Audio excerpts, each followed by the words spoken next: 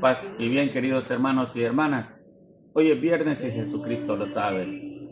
Démosle gracias al Señor porque nuevamente abrimos nuestros ojos y podemos disfrutar de las maravillas de este mundo, un mundo creado por Dios. El Señor te ha dado todo lo que tienes, hermano y hermana. Glorifiquémoslo a Él, pues te ha dado una buena familia, unos buenos padres, una buena educación. Tienes tal vez tu casita, tu carro, en fin, tienes hasta tu ropa. En el Evangelio de este día escucharemos una pregunta que Jesús les hace a los maestros de la ley y todos aquellos que lo escuchaban en el templo. En evangelios anteriores a él le han hecho las preguntas los saduceos, quienes no creían en la resurrección, los fariseos y los maestros de la ley, que eran personas conocedoras de la palabra del Señor, verdaderamente de la ley de Moisés.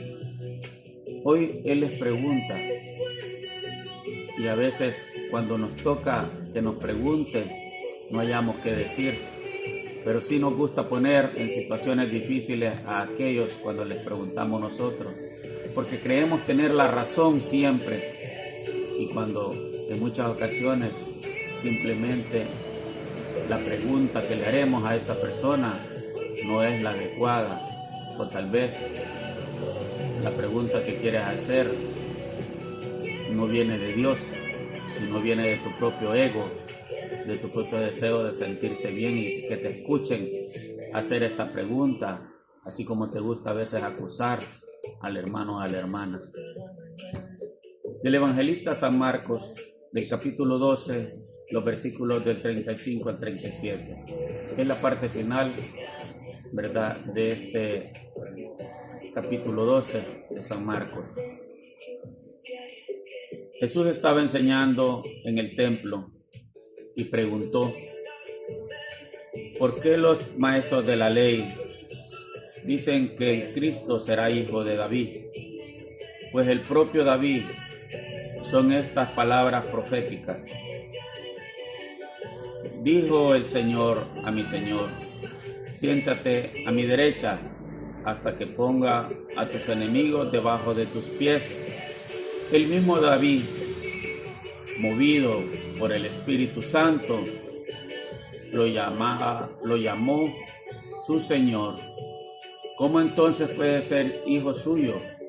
Mucha gente acudía a Jesús y lo escuchaba con agrado.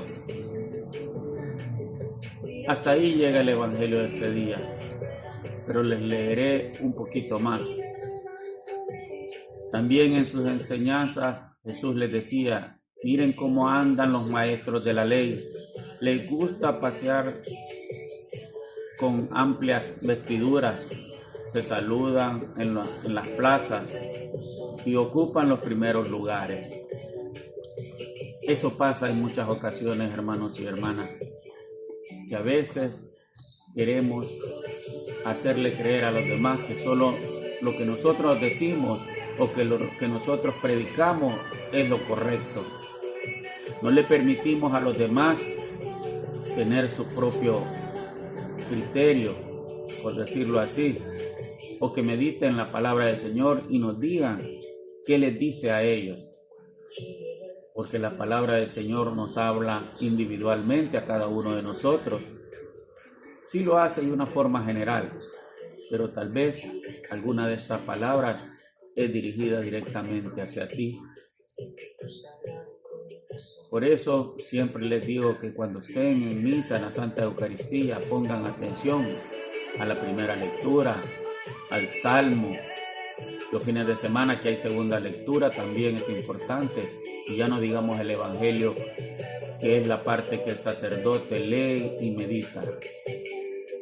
Todas estas lecturas se unen para darnos un gran mensaje, pero hay que estar atentos a escucharla. Por eso es que por el mundo hay muchas personas creando iglesias, creando una cantidad enorme de iglesias, pero que nunca llegarán a ser como la iglesia de Cristo, porque solo es una, no hay otra. Las demás fueron creadas tal vez por hombres que creen de que solo ellos tienen la razón y que lo que ellos dicen así debe de ser. Y ahí vienen las equivocaciones y ahí viene la separación de hombres de la Iglesia Católica y se van hacia otro lado y arrastran con ellos a muchas personas también. Muchos les hablan del Antiguo Testamento, muchos hablan de cosas que Dios los castiga, que hay que darle el diezmo al Señor, en fin, de muchas cosas. En el Nuevo Testamento el Señor no habla de castigar, simplemente nos vino a aclarar verdaderamente cómo vivir el Evangelio, cómo hacerlo vida entre nosotros mismos.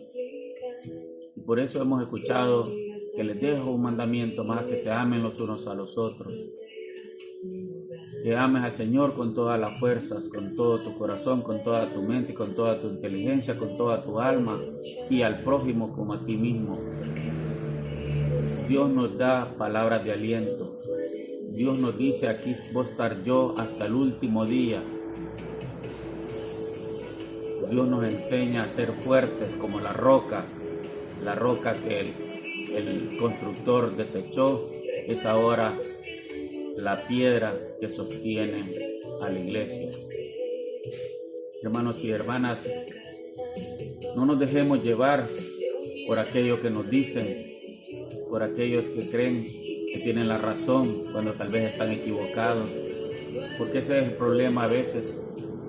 Habemos hermanos o hermanas que creemos que solo lo que nosotros decimos es la verdad, porque solo lo que nosotros le decimos al hermano o a la hermana es como debe de actuar él. La iglesia, hermanos y hermanas, es una iglesia abierta. Nos escucha a Dios a cada uno de nosotros y nos comprende a cada uno de nosotros. Eso es lo que tenemos que hacer nosotros: comprendernos, entendernos, amarnos y ayudarnos mutuamente. Este evangelio corto les aclara a Jesús, porque andan diciendo que Jesús, el Mesías, era hijo de David.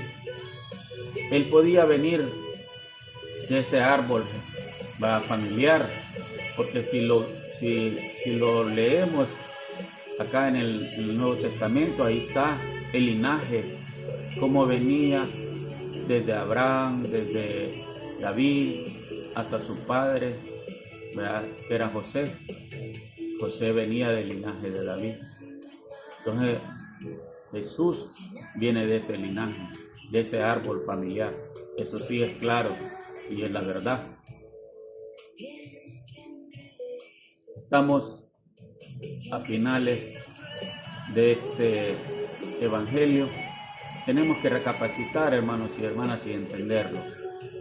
Vean otros videos, escuchen a otros sacerdotes para que vean que yo no les estoy mintiendo.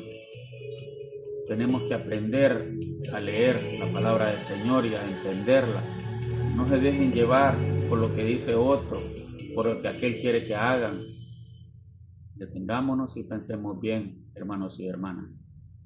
Recuerden hacer sus oraciones por aquellos que están enfermos y que están en hospitales o en sus casas. Por los que no tienen trabajo, orémosle al Señor, pidámosle por el alma de los que ya murieron, pidámosle por aquellas parejas que todavía no son padres de familia también. Me han pedido eso y por eso lo hago.